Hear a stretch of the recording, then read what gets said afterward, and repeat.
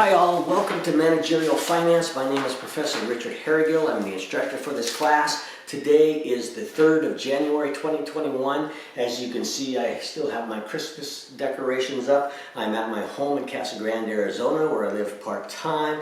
I also live part-time in Seattle. I go back and forth quite a bit. I will likely start this class in Arizona and finish it in Washington State.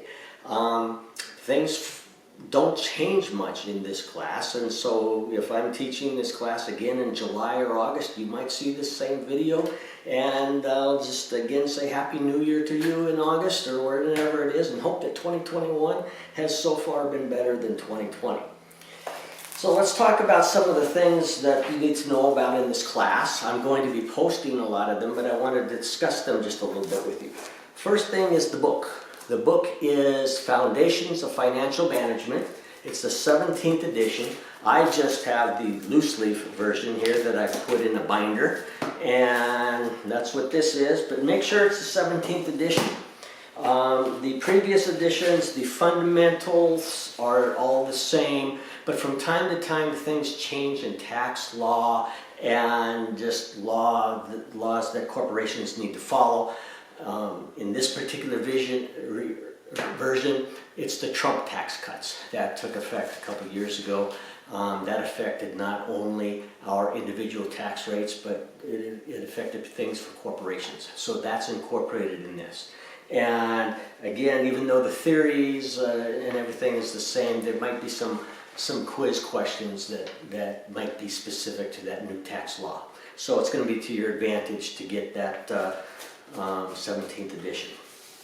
There's going to be some handouts that I'm posting. The first one here is called Instructor Policies. That's just how to get a hold of me, my email address, my phone number, etc.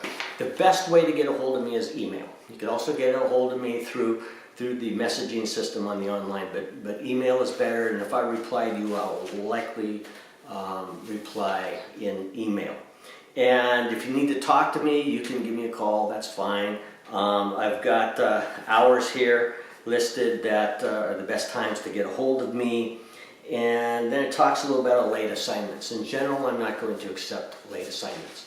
If you have an issue and you can bring it to me in advance, I will gladly work with you. If you have an emergency, I will gladly work with you. But just as a normal course of things, late assignments are not something that I'm going to accept, and if I do, there may be a penalty, and I will be referring to the college's late assignment policies.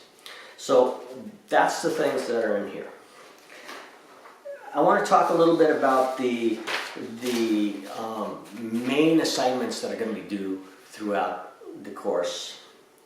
And like every other course, there are 3 main things every week: a quiz, a discussion, an ALA, and then at the very end, a summative paper. The quizzes, let's talk about those for a minute. Those are due on Wednesday nights, and the system shuts off at 11:55 on Wednesday night. That means the system is not going to accept a late assignment. So make sure those are done on time. Also, make sure you do the reading before you attempt the quiz. It will definitely be to your advantage because these quizzes are timed. And I'm sure a lot of the questions you're going to know right off the top of your head, but there's going to be a lot of questions that it's like, well, I remember reading about that, where is it? And you're going to have to look in the book. And knowing where to look is key to being able to find it in time. Therefore, read it. So it's to your advantage. Read the book before you take the test because the test is timed. Other than that, it's an open book test.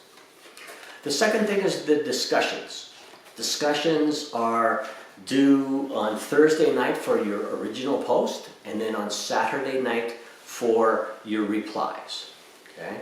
Once again, the system will shut you off on Saturday night. You will not be able to post anything late. When it's done, it's done.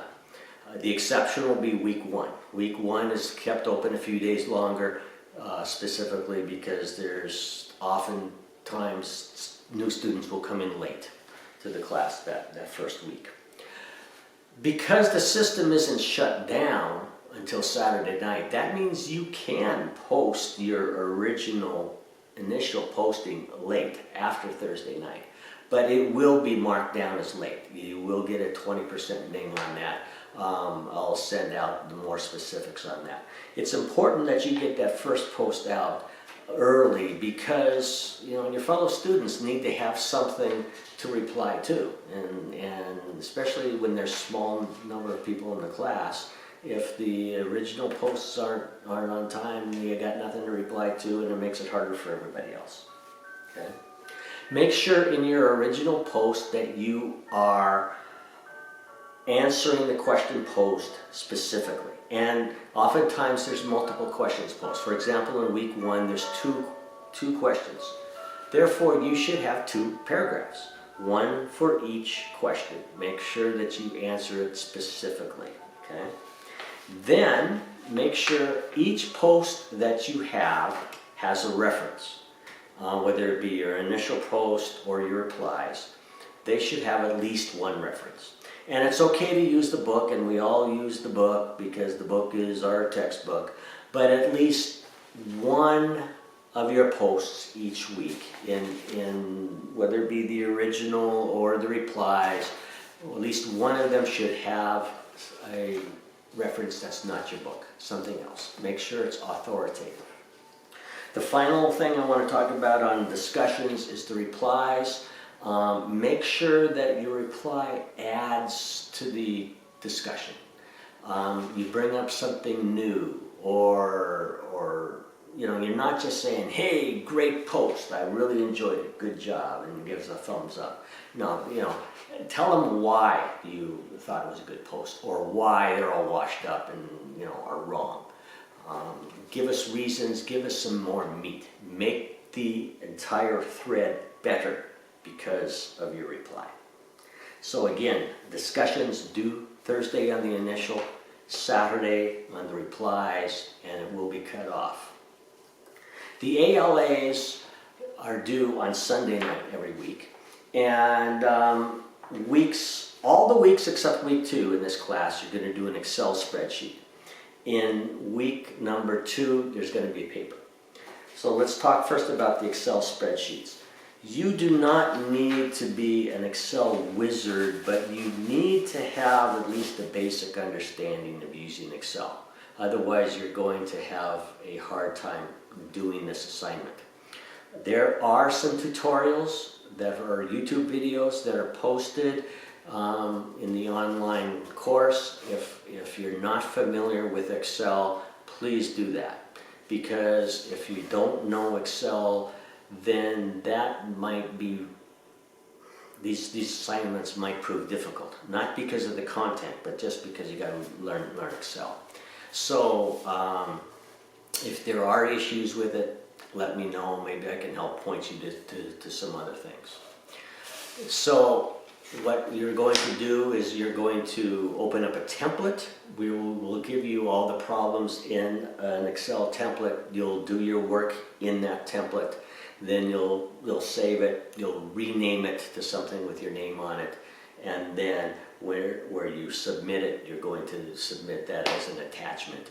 And then I'll be able to use Excel on my end to be able to look at it, grade it, and in some cases, comment and give it back to you. Where there's a paper due, which is on week number 2, and on the summative, I have a handout called Written Assignment Expectations that just has to do with the things that I expect. Okay, so APA format, proper length, have an introductory paragraph, right to the assignment. All that is here. I have another video that kind of talks about all those things on the written assignment. Take a look at that. That's from a couple of years ago, but the same things apply. And I will be posting the late work policy from Northwest University, but I believe everything that I've said is in line with that. And those are all the things that I have to share with you right now. I would like to, though, give you an invitation. On the first week, I am going to host a Zoom meeting, and you're invited. And that is nothing more than an introductory, just so you can maybe see me, ask me questions or whatever. You know, I can see you, I can hear you. It's always good to know what your fellow students and your instructors, look like, what they sound like, how they act. It's just getting to know people. I have really kind of I'm a people person, so during this COVID lockdown, I've really had a hard time because I like to get together with people. So what I would like to do is I'm going to set up a Zoom meeting. I'm going to send you an invite to it, but it's totally optional. I mean, if this is something that interests you, great, come on. And if it doesn't, no worries, you won't have anything to do with your grade or anything. It's just for us to get to know each other. We're going to be, replying to each other in discussions and stuff like that. And I like to know my students. So look for that. In the meantime, if you know of a time that is either good or bad for you on that, let me know, and maybe I'll take that into consideration as I schedule this. So, have a great course, and feel free to contact me as you need to, and we will talk later. Bye.